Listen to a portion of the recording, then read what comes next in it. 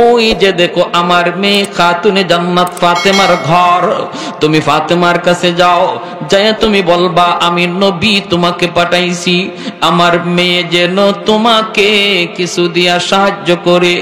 ফকির বলতেছে নবী গো, আপনি যে আপনার মেয়ের বাড়িতে আমাকে পাঠাইতেছেন এর একটা দলিল দেন, প্রমাণ দেন, প্রমাণ। আল্লাহর নবী বলেন প্রমাণ কি দিব? বলে আপনার একজন সাহাবীকে পাঠায় দেন। সাথে সাথে মায়ার নবী তার একজন সাহাবী হযরত সালমান ফারসি রাদিয়াল্লাহু তাআলা আনহু 350 বছর যিনি হায়াত পেয়েছিলেন, 190 বছর বয়সে যিনি কালেমা পড়ে মুসলমান হয়েছেন। আল্লাহর নবী বলে সালমান তুমি ভিক্ষুকের সাথে আমার মেয়ে ফাতেমার বাড়িতে যাও রে। সালমান ফারসি ভিক্ষুকের সাথে ফাতেমার বাড়িতে আইসা হাজির, ডাক দিয়ে বলতেছে ভিক্ষুক মাগো ভিক্ষা চাই, নবীর কাছে চেয়েছিলাম কিছু নাই, আল্লাহর নবী তোমার কাছে পাঠায় দিছেন কিছু আসেনি, আমাকে সাহায্য দাও। খাতুনে জান্নাত পুরা ঘর তালাশ করলেন, দেওয়ার মতো কিছুই নাই, কিছুই নাই। একটা চাদরখানা হাতে নিয়া ভিক্ষুকের কাছে দিয়া বলতেছেন ওই যে চাদর, এই চাদরখানা ছাড়া আমার কাছে কিছুই নাই, এই চাদরটা তুমি ওই ইহুদির বাড়িতে বন্ধক রাখবা। সালমান ফারসির হাতে দিয়ে বলতেছেন ওই বাড়িতে ইহুদির বাড়িতে আপনি তার বন্ধক দিবা চাদর, বন্ধক দেওয়ার পর কিছু দিবে, যা দিবে তা ভিক্ষুককে দিয়ে বিদায় করবেন। সালমান ফারসি রাদিয়াল্লাহু তাআলা আনহু তিনি চাদরখানা নিয়া ইহুদির বাড়িতে গেলেন, যায় তিনি চাদরটা ইহুদিকে ডাক দিয়া বলেন চাদরটা বন্ধক রাখো, কিছু দাও, ভিক্ষুকে বিদায়, আমি এখনো মুসলমান হচ্ছি না। তাওরাত কিতাবের ভিতরে লেখা আছে আখিরি জমানার নবীর কাছে একদিন এক ভিক্ষুক আসবে ভিক্ষা নেওয়ার জন্য, নবী তারে দিতে চাইবেন কিন্তু কিছুই পাবেন না, তামাম ঘর তালাশ করে কিছুই পাবেন না, তারপরও তারে খালি হাতে ফেরত না দিয়া মেয়ের বাড়িতে পাঠাবেন। মেয়েও ঘর তালাশ করে কিছুই পাবে না, একটা চাদর দিবে বন্ধক রাখার জন্য কোন এক ইহুদির বাড়িতে। ওরে সালমান আমি চাদরখানা দেখে চিনে ফেলেছি, এই চাদরটা হলো মুহাম্মাদুর রাসূলুল্লাহর মেয়ে খাতুনে জান্নাত ফাতেমার চাদর। অতএব যেই আলামতটা আমার পাওয়া এখনো বাকি ছিল, এই আলামতটাও আমি পায়া গেছি, আমাকে এখনই তাড়াতাড়ি কালেমা পড়ায়া মুসলমান বানায় দাও। হঠাৎ করে গর্তের ভিতর থেকে একটা বাঘ এসে তার একটা ছাগলকে খেয়ে ফেললো। যুবক তখন বলতেছে এটা কি আশ্চর্যের ব্যাপার, দেখছো এই বাঘ তুই আমার রিজিক খাইলি কেন? সাথে সাথে বাঘের জবান খুলে গেছে। আল্লামা জালালউদ্দিন সুয়ুতী রহমতুল্লাহ তার খাসাইসুল কুবরা নামক কিতাবের মধ্যে এসেছে, বাঘের জবান খোলার পর বাঘ বলতেছে যুবক ভুল বলেছো, আমি তোমার রিজিক খাই নাই, আমি আমার রিজিক খেয়েছি। সুবহানাল্লাহ, জোরে কইবেন না। কি বলছে? তোমার রিজিক খাই নাই, আমি আমার রিজিক খাইছি, এটা আমার রিজিক না থাকলে আমার পেটে যাইতো। যুবক বলতেছি এটা কোন আশ্চর্যের ব্যাপার রে বাবা, বাঘেও দেখা যায় কথা কয়। এমনি বাঘ ডাক দিয়ে কয় রে যুবক, আমি বাঘ কথা বলা এটা আশ্চর্যের বিষয় নয়, এর চেয়েও বড় আশ্চর্যের বিষয় হলো দ্বীনের নবী মায়ার নবী মসজিদে নববীতে তিনি দ্বীনের তালিম দিতেছেন, সাহাবায়ে কেরামদেরকে দ্বীন শিখাইতেছেন, আর তুমি এই জঙ্গলে ছাগল রাখালি করো নবীর তালিম বাদ দিয়া, এটা এর চেয়েও বড় আশ্চর্যের বিষয়। এই কথা বলতে ইহুদি যুবক কয় হায় হায়, মদিনার নবীকে আমি ইহুদি যুবক চিনলাম না, কিন্তু জঙ্গলের বাঘ নবীকে ঠিকই চিনল। যুবক তখন কইরে বাঘ আমি এখনই আল্লাহর নবীর কাছে যা কালেমা পড়ে মুসলমান হয়ে যাব, কিন্তু আমার উটগুলি আমার ওই ছাগলগুলি রাখালি করব কে? ছাগলগুলি রাখালি করব কে? বাঘ বলতেছে তুমি নিশ্চিন্তে নবীর দরবারে যাও, তোমার ছাগলের কোনো ক্ষতি হবে না, আমি রাখালি করব। কে রাখালি করব?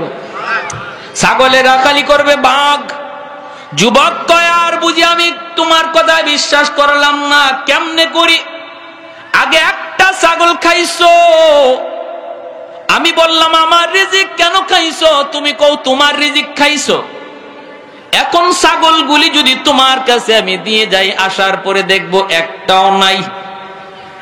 আমি যদি বলি কেন খাইছো, তুমি বলবা তুমি তোমার রিজিক খাইছো, ঠিক না? বাঘ কইরে যুবক একটু মুখ সামলায় কথা কও। তোমরা মানুষ জাতি ওয়াদা ভাঙতে পারো, কিন্তু আমরা হাইওয়ান হলো ওয়াদা ভাঙ্গি না। কথা যখন যারে দেই কথা ঠিক রাখি। তোমরা মেম্বার হওয়ার আগে ওয়াদা দিয়া ওয়াদা ভাঙতে পারো, চেয়ারম্যান হওয়ার আগে ওয়াদা দিয়া ওয়াদা ভাঙতে পারো, এমপি হওয়ার আগে ওয়াদা দিয়া ওয়াদা ভাঙতে পারো। কিন্তু হাইওয়ান সে যদি ওয়াদা দেয় বলে ওয়াদা ভাঙবো না, মানুষ ওয়াদা ভাঙ্গেনি না ভাঙ্গে না? হ্যাঁ, ভাঙ্গেনি না ভাঙ্গে না? চেয়ারম্যান মেম্বার হওয়ার পরে সব দিবে, চেয়ারম্যান হওয়ার পরে দেখা যায় খাইতে খাইতে টয়লেটও খাইলে। ময়মনসিংহ এলাকায় এক লোকে হুজুর কি কোন আপনি গম আর টিন, আমাদের চেয়ারম্যানের টয়লেট খেয়ে ফেলাইছে। এটা কেমনে? টয়লেটের লাগে টাকা আইছিল, এই টাকাটা খেয়ে ফেলাইছে।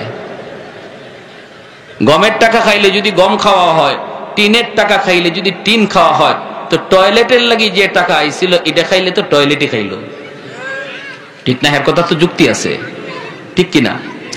তো না, কিন্তু ওয়াদা বহুত বড় এক মহৎ গুণ।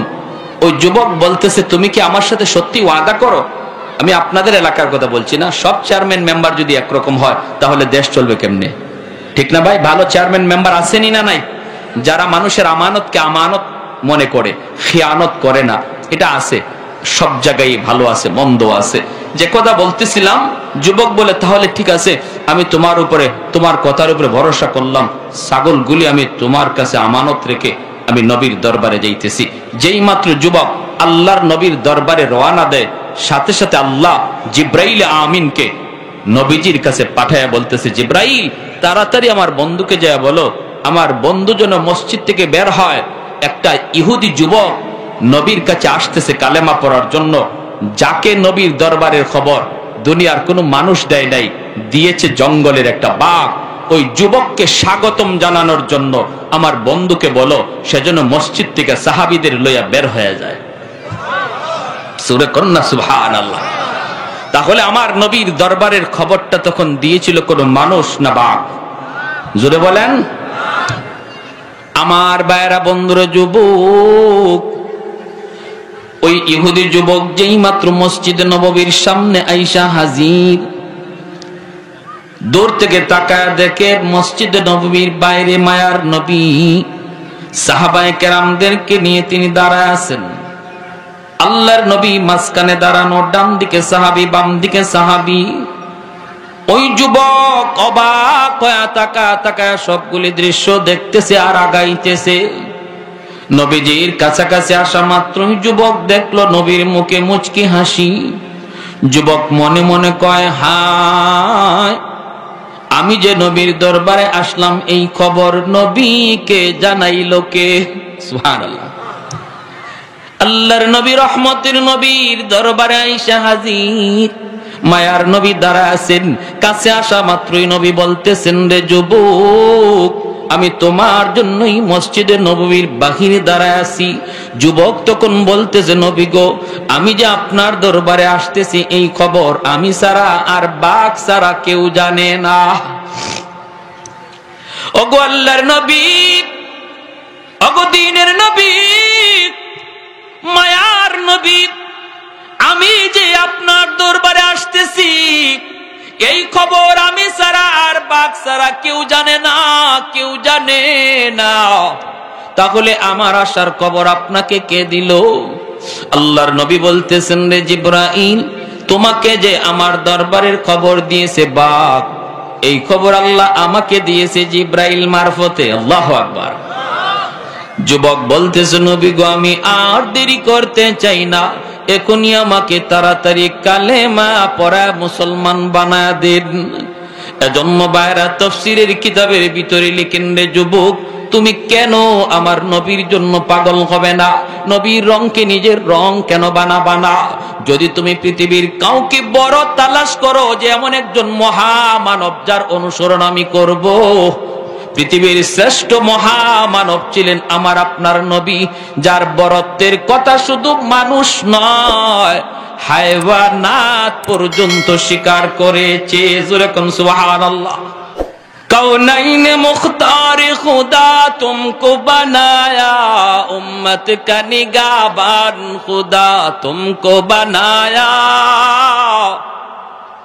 उम्मत का निगाहबान खुदा तुमको बनाया। मौला मेरा आका मेरा रहमत की नबी है, ताजदार मदीना के तुम्हारे अरबी गे, ताजदार मदीना के तुम्हारे अरबी गे।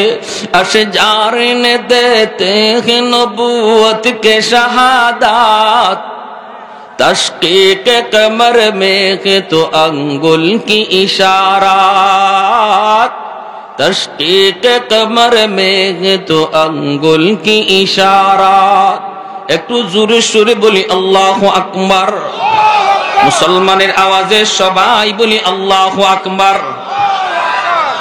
আল্লাহর নবী রহমতের নবী তখন এই আয়াত শোনায় জানায় দিলেন, আল্লাহ বলে দিলেন, রে সাওবান, শুধু তুমি একা নয়, উম্মতের ভিতরে যে কোনো উম্মত কিয়ামত পর্যন্ত আমার যত উম্মত দুনিয়ায় আসবে, যেই আমি নবীর সাথে জান্নাতে থাকতে চায়, তার একটাই সবক, একটাই পথ, সে যেন সব রং ছেড়ে দিয়া আমির নবীর রং ধরে, সে যেন সব মত ছেড়ে দিয়া আমি নবীর মতকে মত বানায়, সব আদর্শ ভুলে গিয়ে আমি নবীর আদর্শকে আদর্শ বানায়। কিয়ামতের আগেও যদি সে দুনিয়ায় আসে, আল্লাহ পাক তাকেও মৌতের পর আমি নবীর সাথে জান্নাতে থাকার সুযোগ দিবে। তাহলে আমরা যারা নবীর সাথে জান্নাতে থাকার ইরাদা করেছি, আমাদেরও সুযোগ আসেনি না নাই? আর একটু জোরে আসেনি না নাই? তাহলে কি করা লাগবে? চেহারা নবীর নমুনায় বানাইতে হবে, চুলটা নবীর নমুনায় কাটতে হবে, পোশাকটা নবীর নমুনায় চাই, আদর্শটা নবীর নমুনায় চাই, খাওয়াটা নবীর নমুনায় চাই, ঘুমটা নবীর নমুনায় চাই, বিবাহ শাদীর অনুষ্ঠান নবীর নমুনায় চাই, ঠিক না? আজকে মুসলমানের চুলের কাটিং এর দিকে যদি তাকাই, বড় কষ্ট লাগে রে যুবক, কষ্ট লাগে যুবকের চুলের দিকে তাকাইলে বোঝা যায় না নবীর উম্মত না, নবীর উম্মত না, বোঝা যায় না। আজকে তোমার দিকে তাকাইলে খ্রিস্টানদের কথা ইয়াদ হয়, ইহুদ নাসারার নমুনার কথা ইয়াদ হয়, অথচ তোমার নমুনার দিকে তাকাইলে মদিনাওয়ালার কথা ইয়াদ হওয়ার কথা। বাইরে যত রং আমরা বদলাই, ইহুদিরা কিন্তু খুশি না। আমরা ওদেরকে খুশি করার জন্য চেহারার সুরত বদলাইছি, ওদেরকে খুশি করার জন্য পোশাকের ধরন বদলাইছি, ওদেরকে খুশি করার জন্য আমরা বিবাহের নমুনা বদলাইছি, এরপরও কিন্তু ইহুদিরা আমাদের উপরে খুশি না। আস্তে কেন, জোরে বলেন। এরপরও কিন্তু নাসারারা আমাদের উপরে খুশি না, আর খুশি হবেও না, কখনো খুশি হবে না। মুসলমান যতই তুমি রং ধরো ওদের, ওরা কিন্তু কখনো তোমার উপর খুশি হবে না, কারণ তোমার দিলের ভিতরে দৌলতে ইমান, ইমানের কারণে দুশ্মন কখনো মুসলমানকে আপন ভাবে না। ইমান এত বড় এক দৌলত, এত বড় এক পাওয়ার, এই ইমান যার কাছে আছে, ইমানদার যদি সুরত বদলায় তবু ইহুদিরা তাকে আপন ভাববে না। প্যারে হাজিরিন, এজন্য যদি আপনই না ভাবলো, ওদেরকে যখন খুশি করতে পারলাম না, তাহলে আমি কেন আমার রং বদলাইলাম? আমি আমার মদিনাওয়ালার রং ধরে চলি, মদিনাওয়ালার আদর্শে চলি। দেখবেন আল্লাহ যিনি আমার প্রকৃত বন্ধু, তিনি আমাদের উপর রাজি হয়ে যাবেন। আর আল্লাহ যখন নবীর রং ধরার কারণে আল্লাহ রাজি হয়ে যাবেন, তখন আমরা হাত উঠাইতে দেরি হবে, সাহায্য আসতে দেরি হবে না। আমি আপনাদেরকে ছোট্ট একটা এক্সাম্পল দেই, শুনেন। দেখেন, দুজন বন্ধু বাংলাদেশে খুব ঘনিষ্ঠ বন্ধু, এক একজন আরেকজনকে ছাড়া কোথাও যায় না, একজন আরেকজনের ছাড়া কোথাও খায় না। এমন দুই বন্ধুর ভিতরে একজন বন্ধু বিদেশ চলে গেল, সৌদি আরব চলে গেল। ওখানে যাওয়ার পর দুনো বন্ধু শুধু ফোনে আলাপ করে, কিন্তু পাশে যাওয়ার তো আর সুযোগ নেই। দুজনের মনের মধ্যে বড় কষ্ট। বিশেষ করে যে বিদেশ গেছে তার খুব বেশি বেশি মনে পড়তেছে দেশের বন্ধুর কথা। হায় রে, আমার বন্ধুরে ছেড়ে চলে আসলাম। ওই অবস্থায় সে ওখানে চলতে চলতে একজন মানুষকে পেয়ে গেল, যার নমুনা, যার সুরত, যার কথার ধরন, যার হাঁটার ভঙ্গি সব বাংলাদেশে রেখে আসা বন্ধুর নমুনায়, বন্ধুর মতো। তখন সে কি করলো, তার কাছে বিল্লা তার সাথে কথা বইলা বলতেছে, দোস্ত তুমি আমার দোস্ত না, কিন্তু বাংলাদেশে আমার একজন দোস্ত রেখে এসেছি, অবিকল তোমার মতো, এজন্য তোমারে দেখা আমার দোষ ডাকতে মন চায়, তোমার সাথে আমার বন্ধুত্ব করতে মন চায়, তোমারে দেখলে আমার বন্ধুর কথা ইয়াদ হয়। এই যে দেখেন, সে তার বন্ধুর নমুনা পাইছে, বন্ধুর ধরন পাইছে, এজন্য সে আপন বন্ধু না, কিন্তু বন্ধুর নমুনা ধরায় তারে বন্ধু বানায় নিছে, সাধারণ বন্ধু বানায় নিছে, ঘনিষ্ঠ বন্ধু বাংলাদেশে রয়ে গেছে। আল্লাহ বলেন, দুনিয়ার মানুষ, আমি আল্লাহর ঘনিষ্ঠ বন্ধু হলো মুহাম্মাদুর রাসূলুল্লাহ। এই মুহাম্মাদুর রাসূলুল্লাহ সাল্লাল্লাহু আলাইহি ওয়াসাল্লামের নমুনায় তোমাদের যতজনকে আমি আল্লাহ পাবো, আমার ঘনিষ্ঠ বন্ধুর নমুনা ধরার কারণে আমি আল্লাহ তোমাদেরকে সাধারণ বন্ধু বানায় নিব। আল্লাহ তখন সাধারণ বন্ধুর তালিকায় আমাদের নাম লিখে দিবে, যার মধ্যে নবীর রং যত বেশি পাওয়া যাবে, যার মধ্যে নবীর আদর্শ যত বেশি পাওয়া যাবে, যার মধ্যে আমার নবীর সুন্নত যত বেশি পাওয়া যাবে, সে আল্লাহর তত কাছের বন্ধু হয়ে যাবে। আর কোনো ভিন্ন লাইন নাই, ভিন্ন কোনো পথ নাই। বাজারে মাজারে জটাশা ল্যাংটাশা অমুক দরগা তমুক দরগায় গিয়া আল্লাহ পাওয়া যাবে না। আল্লাহ বলেন, আমি আল্লাহকে পাওয়ার একটাই পথ, আমার বন্ধুর নমুনা বানাও, বন্ধুর রঙে রঙিন হও। কুল ইন কুনতুম তুহিব্বুনাল্লাহ ফাত্তাবিউনি। বন্ধু বলে দাও, যারা আমি আল্লাহকে পেতে চায়, আমার ভালোবাসা পেতে চায়, তারা যেন তোমার দরবারে যায়, অর্থাৎ তোমার ইত্তেবা করে, তোমার অনুসরণ করে, তোমার রংকে নিজের রং বানায়, তোমার মতকে নিজের মত বানায়, তোমার আদর্শকে নিজের আদর্শ বানায়। যদি ওইভাবে সে চলতে পারে, আমারে খুঁজতে হবে না, আমি আল্লাহ তারে খুঁজে বের করে নিব। ইউহিব্বুকুমুল্লাহ, সে আমাকে আমার ভালোবাসা পেয়ে যাবে, বিষয়টা এমন না।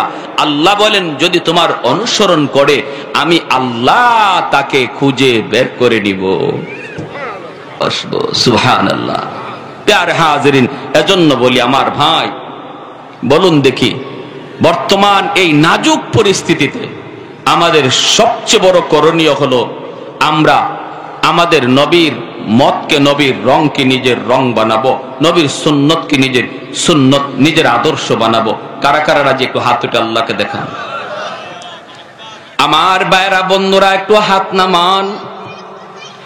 চারটা কাজের জন্য আল্লাহর নবীর পাগল সাহাবায়ে কেরাম। চারটা গুণ আল্লাহ তার হাবিবকে দিয়েছেন। এক নম্বর গুণ হলো জামাল, দুই নম্বর গুণ হলো কামাল, তিন নম্বর গুণ হলো নবীর নওয়াল, চার নম্বর গুণ হলো কারাবত। এই চারটা গুণ নবীর মধ্যে ছিল। এই চার গুণের কোনো একটা গুণ যদি কারো কাছে থাকে রে যুবক, তার জন্য মানুষ পাগল হয়ে যায়। এক নম্বর হলো জামাল, সৌন্দর্য। এমন একটি গুণ, সৌন্দর্য এমন একটি গুণ, সুন্দরের কারণে বহু মানুষ সুন্দরের পাগল। কেউ কয়, তুই তার জন্য এত পাগল হলি কেন? কয়, দেখছো নি কত সুন্দর, সুন্দরের পাগল মানুষ, সুন্দরের পাগল, ঠিক কিনা? পৃথিবীর শ্রেষ্ঠ সুন্দর আমার নবী, আপনার নবী, রহমতের নবী ছিলেন। ইউসুফ আলাইহিস সালামের সৌন্দর্য ছিল শুভ্র, আর আমার আপনার নবীর সৌন্দর্য ছিল লাবণ্যময়ী। নবী বলেন, আখি ইউসুফ সবিহুন ওয়া আনা মালিহুন। আমার ভাই ইউসুফ, তিনি ছিলেন শুভ্র, আর আমি হলাম লাবণ্যময়ী। এজন্যই নবীর সুন্দর চেহারার দিকে তাকাইয়া বহু বেঈমান কালেমা পড়ে মুসলমান হয়েছে। শুধু নবীর সৌন্দর্য দেইখা বহু বেঈমান কালেমা পড়ে মুসলমান হয়েছে। কেন সুন্দর, কেন এত সুন্দর? হযরত হাসান রাদিয়াল্লাহু তাআলা আনহু তিনি তার কবিতার ভিতরে বলেন, ওগো নবীজি, আপনার চেহারার দিকে তাকাইলে মনে হয় এত সুন্দর চেহারা পৃথিবীতে আল্লাহ কাউকে দেয় নাই। আপনার চেহারার দিকে তাকাইলে মনে হয় কোন মা এত সুন্দর সন্তান জন্ম দেয় নাই। খুলিকতা মুবাররাআম মিন কুল্লি আইবিন কাআন্নাকা খুলিকতা কামা তাশাউ। নবী গো, আপনার চেহারার দিকে যখন তাকাই তখন আমি আপনার চেহারায় কোনো খুঁত পাই না, কোনো ত্রুটি পাই না। যেন মনে হয় আল্লাহ আপনার মর্জি মতো আপনাকে বানাইছে। চোখ যখন বানায় যেন আল্লাহ আপনারে জিজ্ঞেস করেছে, বন্ধু আমার, আমি আল্লাহ তোমার চোখ বানাবো, কেমনে বানাইলে তুমি খুশি একটু বলো। ওগো নবী, আপনি যেইভাবে বলছেন যেন আল্লাহ ওইভাবেই আপনার চোখ বানায় দিছে। আপনার চেহারাটা বানাইবার আগে যেন আল্লাহ আপনাকে জিজ্ঞেস করেছে, বন্ধু চেহারা কেমনে বানাইলে তুমি খুশি একটু বলো। নবী গো, আপনি যেভাবে বলেছেন সেইভাবেই যেন আল্লাহ আপনার চেহারা বানায় দিছে। ভাইরা বন্ধুরা, জাবের রাদিয়াল্লাহু তাআলা আনহু কয়, পূর্ণিমার চাঁদ আকাশে আর নবী জমিনে, আমি আল্লাহর নবীর চেহারার দিকে একবার তাকাই, আকাশের পূর্ণিমার চাঁদের দিকে একবার তাকাই। উম্মত রে, খোদার কসম, খোদার কসম, আমি জাবের দেখতেছি পূর্ণিমার চাঁদের ফোকাসের চেয়ে আমার নবীর চেহারার ফোকাস অনেক পাওয়ারফুল। আর একটু জোরে বলেন সুবহানাল্লাহ। 10,000 ইয়ামেনের কাফেলা মক্কার জমিনে আসলো। আবু জাহেল খবর পেয়ে রাস্তায় দাঁড়িয়ে গেল। ওই লোকগুলা যদি মুহাম্মদের কাছে যায় কালেমা পড়ে মুসলমান হয়ে যাবে, না মুহাম্মদের কাছে যাইতে দেয়া যাবে না। রাস্তার পাশে দাঁড়ায় দাঁড়ায় আবু জাহেল তাদের অপেক্ষায় রয়েছে। ইয়ামেনের 10,000 কাফেলা যখন রাস্তার মধ্যে নেতাকে পেয়ে গেল, মক্কার নেতা ডাক দিয়ে বলতেছে, নেতা তুমি এখানে দাঁড়িয়ে দাঁড়িয়ে কি করো? আবু জাহেল কয়, আমি তো তোমাদের জন্যই দাঁড়ায় আছি। কেন? কয়, আমাদেরই এক ভাতিজার নাম তার মুহাম্মদ এমন এমন কথা বলে, যেই কথা শুনলে পরে বাপ বেটায় ঝগড়া হয়, ভাই ভাই ঝগড়া হয়। তোমরা মক্কায় আসছো, চলে যাবা, কিন্তু মুহাম্মদের সাথে দেখা করবা না। মুহাম্মদ মস্ত বড় পাগল। নাউজুবিল্লাহ। আর একটু জোরে নাউজুবিল্লাহ। আবু জাহেল নবীকে কি কইছে? জোরে বলেন। মুহাম্মদ পাগল, পাগলের কাছে যাও না। লোকগুলা কই, ঠিক আছে নেতা, তোমার কথা কি আমরা ফালাইতে পারি? তুমি নিশ্চিন্তে বাড়িতে চলে যাও, আমরা মুহাম্মদুর রাসূলুল্লাহর কাছে যাব না। আবু জাহেলকে বাড়িতে পাঠিয়ে দিল। এইবার তার একজন আর একজনকে জিজ্ঞেস করে, দোস্ত জীবনে কত পাগলই তো দেখলাম, এটা আবার কেমন পাগল? যেই পাগলের কাছে যাইতে আবু জাহেলের মতো নেতা রাস্তায় দাঁড়ায় রয়েছে আমাদেরকে নিষেধ করার জন্য, মনে হয় জেনতেন কোনো পাগল হবে না। না না, এমন পাগল না দেখে ইয়ামেন যাওয়া যায় না। দোস্ত তুমি কি বলো? একজন একজন করে সবাই কয়, হ পাগল। এটা কেমন পাগল দেখা লাগবে, কারণ নেতা রাস্তায় দাঁড়ায় দাঁড়ায় পাগল দেখতে নিষেধ করে। ইয়ামেন যাব না পাগল না দেখা। বলুন তো আবু জাহেল পাগল কইয়া আমার নবী থেকে ওদেরকে দূরে সরাইছে নাকি আগ্রহ আরো বাড়াইছে? মানুষ জাতির অভ্যাসটাই এমন, আল ইনসানু হারিসুন ফিমা মুনিয়া। মানুষকে যেদিকে নিষেধ করা হয় এদিকে আরো বেশি যায়। ওইদিকে হয়তো ছেলে যেতই না, ওই রাস্তা দিয়া যেতই না, কিন্তু বাবা বা কোনো মুরব্বী বা বড় ভাই যখন বলে যে ওই রাস্তা দিয়ে যাস না, আমি একটা সাপ দেখে আসছি, তখন তার যাওয়ার আগ্রহ আগের চেয়ে আরো ডাবল বাড়ে। ঠিক না?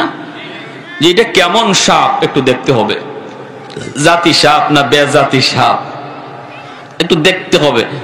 হয়তো এই রাস্তা দিয়ে সে যেত না, অন্য রাস্তায় চলে যেত, আগ্রহ বাড়ছে সাপ খাওয়ার কারণে।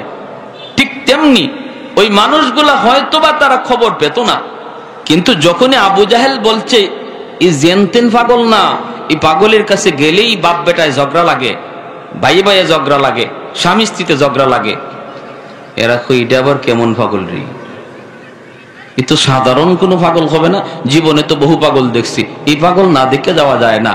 সিদ্ধান্ত সবাই ফাইনাল, তারা আল্লাহর নবীর কাছে যাবে। জোরে কোন সুবহানাল্লাহ। আল্লাহর নবী, রহমতের নবী, মায়ার নবী, খানায় কাবার সামনে নবী কোরআন তেলাওয়াত করেন গো। আমার নবী খানায় কাবার সামনে কোরআন তেলাওয়াতে মগ্ন। ওই অবস্থায় ইয়ামেনের 10,000 কাফেলা নবীজির সামনে যে দাঁড়ালো, দাঁড়ায় দাঁড়ায় তারা কোরআন তেলাওয়াত শুনতেছে। একজন আরেকজনের দিকে তাকায় কয়, দোস্ত জীবনে কত পাগলের কথা শুনলাম, কোন পাগলের কথা এত সুন্দর হয় না রে। কোরআন এত সুন্দর কারণ হলো কোরআন কার কালাম? আর একটু জোরে বলেন, কার কালাম? আর রহমান আল্লামাল কোরআন খালাকাল ইনসান আল্লামাহুল বায়ান। কত সুন্দর ছন্দ। ওয়াশ-শামসি ওয়া দুহাহা ওয়াল কমারি ইযা তালাহা ওয়ান নাহারি ইযা জাল্লাহা ওয়াল লাইলি ইযা ইয়াগশাহা ওয়াস সামাই ওয়া মা বানাহা। কত সুন্দর ছন্দ মিলায় মিলায় আল্লাহ তার কথাগুলি বলেছেন। ইয়ামেনের 10,000 কাফেলায় কয়, জীবনে কত পাগলের কথা শুনলাম, কোন পাগলের কথা এত সুন্দর হয় না। এ দোস্ত চেহারার দিকে তাকা দেখ, জীবনে কত পাগলের চেহারা দেখলাম। পাগলের চেহারা দেখলে বোঝা যায় পাগল, কিন্তু এই চেহারায় কয় ইনি সাধারণ কোন মানুষ না। চেহারার দিকে তাকা বন্ধু, চেহারায় কয় সাধারণ কোন মানুষ না। আমরা শুনেছি যা তাই সত্য, ইনি আল্লাহর নবী, আল্লাহর রাসূল। আয় আয়, আর দেরি করা যায় না।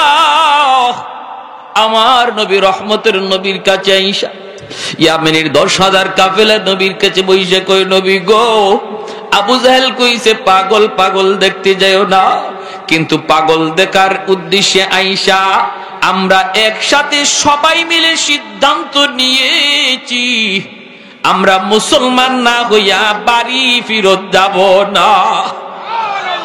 না গো নবী না, জীবনে পাগলের কথা কত শুনলাম, এত সুন্দর কোন পাগল কথা কয় না। জীবনে কত পাগলের চেহারা দেখলাম, এত সুন্দর কোন পাগলের চেহারা হয় না। আমাদের হাত বাড়ায় দিছে গো নবী, তাড়াতাড়ি কালেমা পড়ে নবী গো আমাদের মুসলমান বানায়া দেন। ভাইরা বন্ধুরা, জন্য বলতেছিলাম, আমার নবী রহমতের নবীর জন্য তুমি কেন পাগল হবা না? কেন নবীর রঙে রঙিন হতে পারো না? পৃথিবীর শ্রেষ্ঠ সুন্দর ছিলেন আমার নবী, কার মতো চুলের কাটিং বানাও। এ যুবক, কার মতো নিজের চেহারার সুরত তুমি বানাও। কারণ আল্লাহ পাক রব্বুল আলামিন কয়, এরে জিব্রাইল, ওই যে দেখো আমার বন্ধুর সুন্দরের প্রশংসা চলছে। আম্মাদান বাইরা বন্ধুরা, নবীর দুধ মা হালিমা সাদিয়া রাদিয়াল্লাহু তাআলা আনহা আল্লাহর নবীর মা আমেনার ঘরে যেয়ে ঢুকলেন। ঢুইকা বলতেছেন, আমেনা গো, এতিম সন্তান জানার পরও আমি নিব, তবুও শুধু এক নজর আমাকে তোমার সন্তান দেখাও। আমেনা মায়ার নবীর এক নজর দেখাইলেন। নবীর দুধ মা হালিমা সাদিয়া নবীর চেহারাটা মুবারক দেখার পরই বলতেছেন, ওগো আমেনা, আমি হালিমা জীবনে কত সন্তান দেখেছি। ও গো আমেনা, খোদার কসম, তোমার মানিক মুহাম্মদের মতো এত সুন্দর কোন মানিক আমি হালিমা জীবনে দেখি নাই। আমেনা বলতেছেন, তুমি কেমনে দেখবা? তুমি তো গ্রামে থাকো, আমি শহরে থাকি মক্কায়। খানায় কাবা তওয়াফ করার জন্য পৃথিবীর দেশ দেশান্তর থেকে কত ফ্যামিলি, কত পরিবার, কত শিশু বাচ্চাগুলি নিয়ে বাপ মা আসে। আমি আমিনা কত সন্তান দেখেছি, ইউরোপের সন্তান দেখেছি, অস্ট্রেলিয়ার দেখেছি, পৃথিবীর কোন প্রান্তের কোন বাচ্চা আমি দেখি নাই এমন না। আমি আমেনা বলতেছি গো হালিমা, শুনো, খোদার কসম, আমার মানিকের মতো এত সুন্দর কোন বালক আমি আমেনা জীবনে দেখি নাই। আল্লাহ পাক কয়, জিব্রাইল, আমার বন্ধুর মতো সুন্দর তুমি জিব্রাইল কাউরে দেখছনি? জিব্রাইল আমিন কয়, আল্লাহ, পৃথিবীর পূর্ব থেকে পশ্চিম, উত্তর থেকে দক্ষিণ তামাম দুনিয়া আমি সফর করেছি। মালিক, তোমার কসম করে বলি, তোমার বন্ধুর মতো আরেকজন দ্বিতীয় পৃথিবীর কোথাও আমি জিব্রাইল দেখি নাই। এবার আল্লাহ বলতেছেন, রে জিব্রাইল, তুমি কেমনে দেখবা? হালিমা কেমনে দেখবো? আমেনাও কেমনে দেখবো? আমি আল্লাহ কি বলি ভালো করে একটু শোনো। আমি আমার বন্ধুর মতো দ্বিতীয় আরেকজন পৃথিবীতে বানাই নাই, কিয়ামত পর্যন্ত বন্ধুর মতো বানাবো না। একটু জোরে কন্যা সুবহানাল্লাহ। কিন্তু আজকে বড় আফসোস লাগে রে যুবক, তোমার দিকে তাকালে বড় আফসোস লাগে, মুসলমানের চেহারার দিকে তাকাইলে আফসোস লাগে, মুসলমানের কথা শুনলে আফসোস লাগে। আমি আজকে কার নমুনা ধরতে চাই, কার রং ধরতে চাই? কারণ আমার নবী তো পৃথিবীর শ্রেষ্ঠ সুন্দর ছিলেন। আহা, কত দলে দলে মানুষ কালেমা পড়ে মুসলমান হয়েছে।